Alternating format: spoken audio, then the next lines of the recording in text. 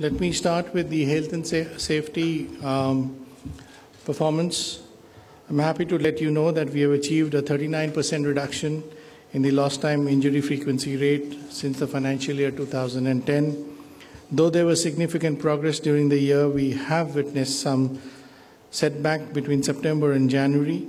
Nonetheless, as you are aware, health and safety remains to be the utmost priority across the Tata Steel Group, and a clear ambition to be the benchmark in health and safety for the steel industry. Tata Steel remains dedicated to the cause of giving back to the society, and accordingly, all across the Tata Steel Group, we strive for the betterment of the underprivileged. During the year, we managed to touch more than 1.1 million lives through our CSR initiatives and spend almost 195 crores towards achieving the same. Our goal remains to contribute across all areas of life, including health, education, and livelihood. During the year, Tata Steel was bestowed with several awards and recognized as the industry leader in various categories during the year.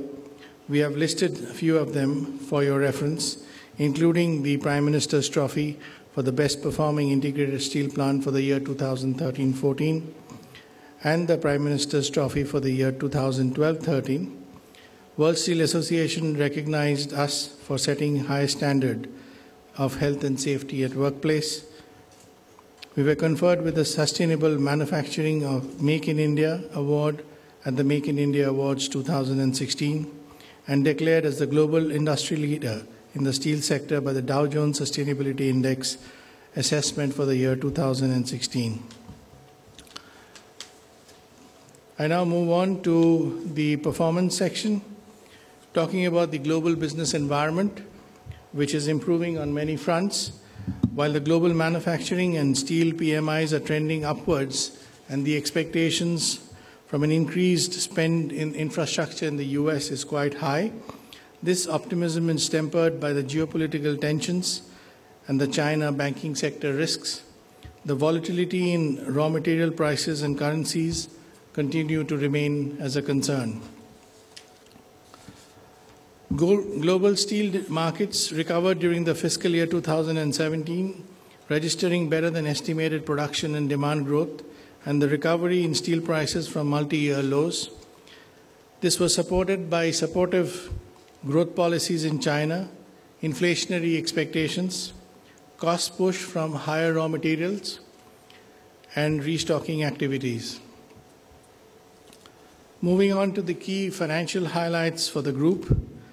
The group deliveries increased by 12.5% quarter on quarter to 6.83 million tons on the back of higher volumes in India and our European operations.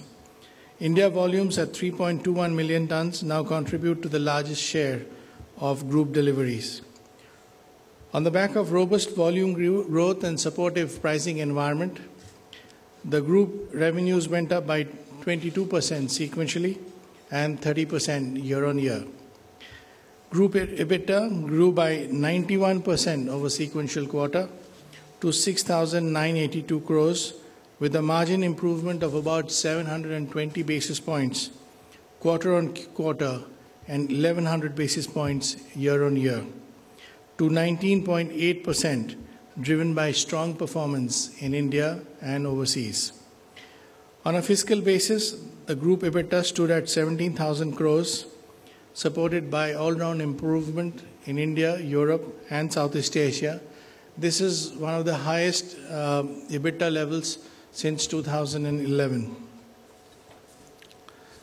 Moving on to some of the strategic developments. During the quarter, we implemented a transformation program to improve the underlying performance of our European business, the results of which show in the improved operating performance. This includes the divestments of our entire stake in our specialty steel business. We completed the first step in the restructuring of the British Steel Pension Scheme, following the completion of the consultation process with the employees and unions of Tata Steel UK. The defined benefit scheme closed to future accruals from 1st of April 2017. Further, proposals are underway to structurally reduce risks, and changes to pension scheme are being implemented in a phased manner. A snapshot of the quarterly financial results as per Ind AS gives you a summary of the consolidated and the India performance. The Q4 consolidated performance, as I mentioned a while back, we had about 6.83 million tons of deliveries. Our EBITDA was 6,982, which represented about 10,228 rupees per ton of EBITDA.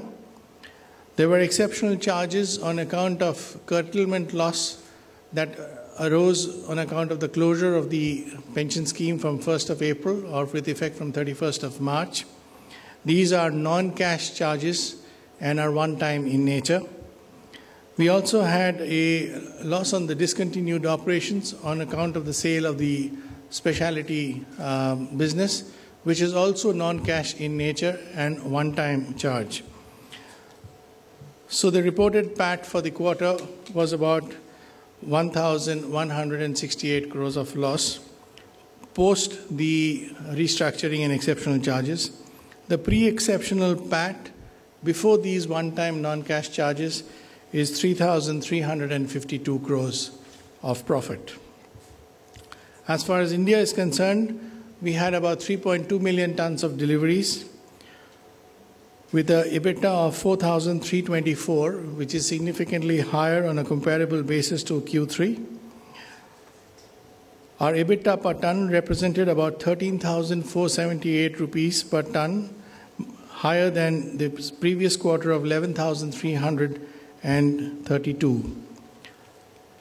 There was an exceptional charge of about 442 crores in the India profit and loss account, and our reported PAT for the quarter was 1,415. I now move to the quarterly financial statements across Europe, Southeast Asia. As far as Europe is concerned, I mentioned that we had a delivery of about 2.85 million tons, and our EBITDA for the quarter was 1972, which represented a 6,932 rupees per ton of EBITDA performance, which is significantly higher than the previous quarter, as I mentioned. With this, I would now hand it over to Naren and request him to brief you on the India and Southeast Asia operations. Thanks, Kaushik. As Kaushik mentioned, the global steel industry showed good signs of recovery.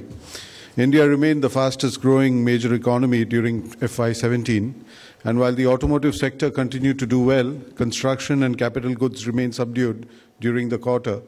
However, post-demonetization, the growth momentum is gaining traction. Sorry, I think I missed that slide. Yeah. So as you can see in the slide, India registered a 6.7% growth in FY17 and remained the fastest growing economy.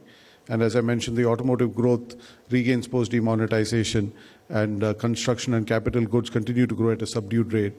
And we're seeing the traction picking up post-demonetization. If you look at the steel production in India, it grew at a very encouraging pace.